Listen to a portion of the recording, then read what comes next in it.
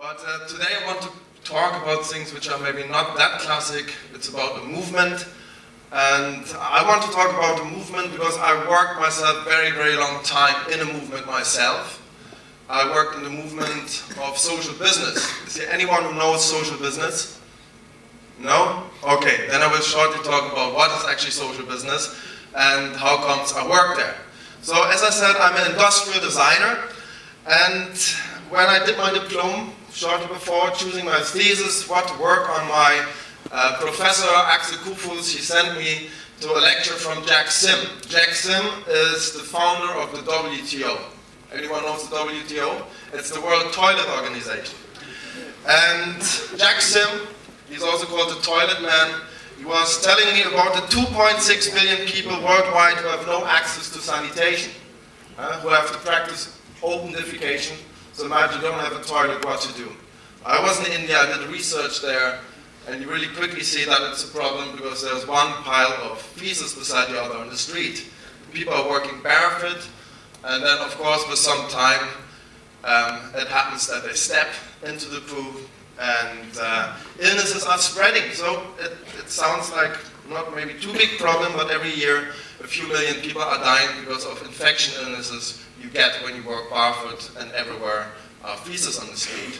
So I thought, okay, that's a very good thing. I would like to work on it. I would like to create a solution for this. And I started working with my colleague Noah Lerner on creating a toilet unplugged. Because the people that don't have access to any sanitation systems and they have no access to water, so it needed to be a toilet unplugged, which you just put into the room and people can use it. It was a quite tough time doing this, because at some point my professor said that I should stop using my own toilet and I should start using my prototypes. I had a lot of toilet prototypes in my flat. Some of them functioned, some didn't. It was a quite lonesome time because my friends stopped visiting me. They thought it's rather disgusting, because sometimes also the toilet could explode in my flat. And after finishing and finding the right solution for this toilet, it was for me very, very important that this concept doesn't get in the hand of some business shark, someone who takes advantage of those 2.6 billion people who don't have any access to sanitation. And so I got in contact with the Grameen Creative Lab. The Grameen Creative Lab is the think tank, the creative think tank of Dr. Mohammed Yunus. Dr. Mohammed Yunus is one of my most admired persons, most inspiring persons I ever met. He is the Peace Nobel Prize winner. He's the inventor of the microcredits. Maybe you know the microcredits. So he started a very small bank in Bangladesh, and people who normally are begging on the street, have no jobs, they can come to his bank and say, I have a business plan, I have a little business idea, I would like to buy 2 chickens, because those 2 chickens will make every day 3-4 eggs, and I will sell some of the eggs, and then I have some money and I can pay back the money you gave me to buy those chickens. So that's where Dr. Yunus comes from. He started the microcredit bank, Grameen Bank, and he also invented something or developed the concept of social business. And everything which I learned, how a brand can become a movement, I learned actually through Mamu, this company.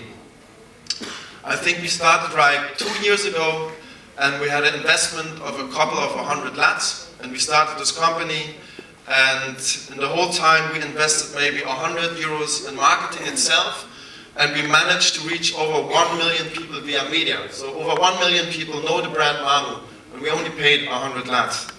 So the company Mamu, as you see, it's a high quality fashion company. We work with excellent photographers. Those pictures are made, for example, from Camilo Echeverri.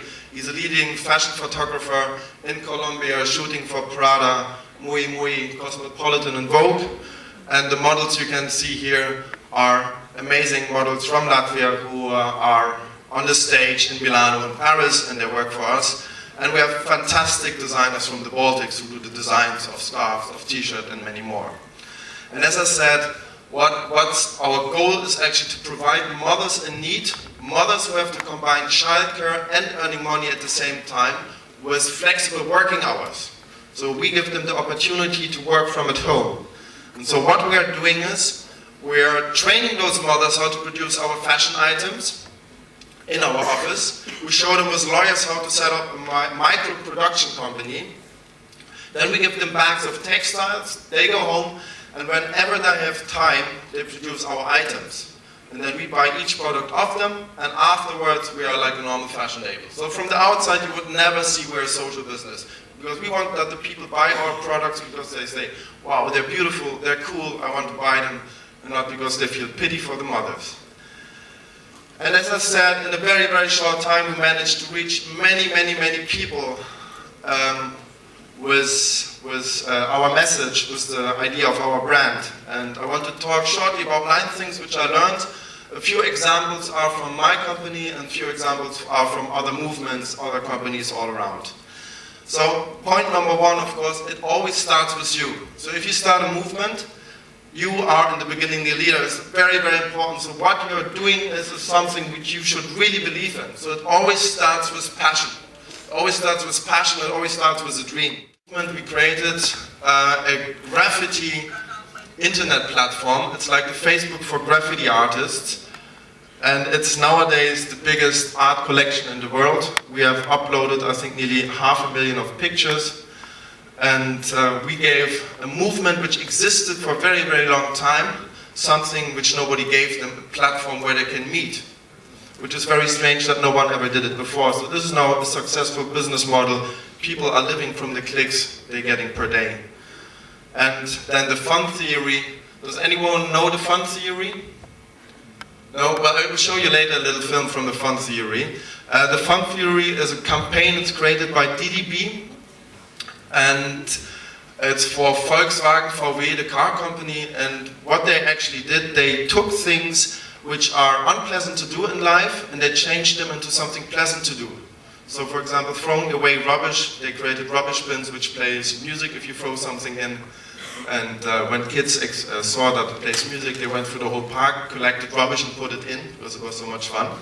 And they created this platform, and it became also very, very successful. And of course, you always have to provide people with tools. So if you create a movement, the people need tools, you have to see them like a little army. The good case about Mamo, for example, is that our product is already our tool.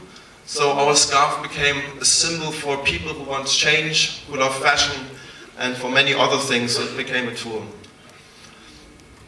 Then there's the Truth campaign. The Truth campaign was developed from Crispin, Porter and Bukowski. And the advertisement agency Crispin, Porter and Bukowski, they had to develop a campaign against smoking. And they thought, okay, how can they do it? Because if they would go now and tell young people, well, it's bad to smoke, and they would talk about moral and how unhealthy it is, they wouldn't care, they would even start smoking more. And so they developed a strategy which is very smart. They developed a small movement, and they showed young people how corrupt and thuggish many cigarette companies are functioning, and developed very nice t-shirts so you could join the movement. They developed stickers which you could put on cigarette machines, and in a very, very short time there are thousands of young people joining this movement. So if you do something and it's not joyful, and which is like maybe sad, for example, then nobody will join you. Because people want to be there where's the fun, where's the joy. So it's very important. If you create a movement, if you do a marketing, if you do anything, it should be a lot of fun. The most important, make it with joy. And that's what I actually love about my small fashion company, Mamo, the most, because I'm very free in it. I can do what I want. I'm my own client. And together with my partner, Andres Rubens, we just craze out. We do all the fun things we are normally not allowed to do. Of the Walking Wall of Fame, we were a very unknown brand. Nobody knew us, and we went to a festival. It was the Madara Eco Festival, and we knew quite a few Latvian celebrities were there, and other people who are interesting, beautiful, friendly. And we wanted to make pictures with them in front of the Walking Wall of Fame. But since we weren't known, we had to think about a different strategy, and so we had the Walking Wall of Fame, and it was a wall of fame which could move, somebody was in it. And then we spotted somewhere some celebrity, we ran with the Walking Wall of Fame behind them, jumped behind them, we took a scarf, put a scarf around them, had an assistant writing down their address while 3 photographers. Do it with joy, whatever you do, very important. All together, always in life, not only in marketing. The first time where I really realized that my brand Mamu is becoming a movement was when a student of mine came to me and had a funny question. She asked, isn't it possible that she can make some pictures of people wearing my scarf? I mean, normally you don't go to a brand and ask, you know, like, can I make pictures for free for your product? Well, she liked Mamu so much that she asked this. So give and take opportunities, very important. So she came and she started with one picture. And she did a photo shooting. And then suddenly the next artist came, a photographer, a quite known one, because he saw this. And he asked, can I also make a picture? And then the next one came, and the next one came, and the next one came. In a very short time, we had hundreds of amazing pictures done by many world-known photographers. So this is very important. You always should give people the possibility to join in your brand, to join in this what you're doing. So you should be open, you should be able to involve them in some way. On the end, we called it a campaign, although it wasn't planned. It was called Mamu Shot By. And so give opportunities, but also take opportunities. Very important. Be ready and don't be afraid to ask people to help you, to support you, whatever you're doing. So give and take opportunities. And then, of course, make it easy for people to share your work. So if you have something, if you do something, if you have a message, then it should be easy that people can take this and copy it. Does anyone know the term copywriter? No? The copywriter is called the guy, an advertisement agency who writes the text for all the products. Copywriter comes from that he writes so good that other people start copying it. Yeah? So it spreads, so it's easy to share the message.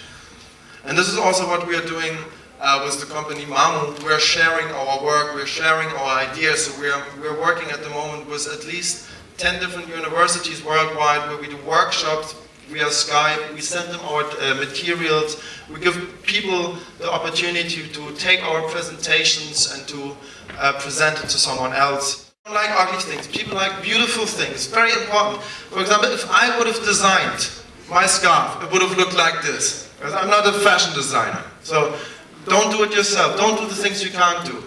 Take professionals. Look, nobody wants to buy this.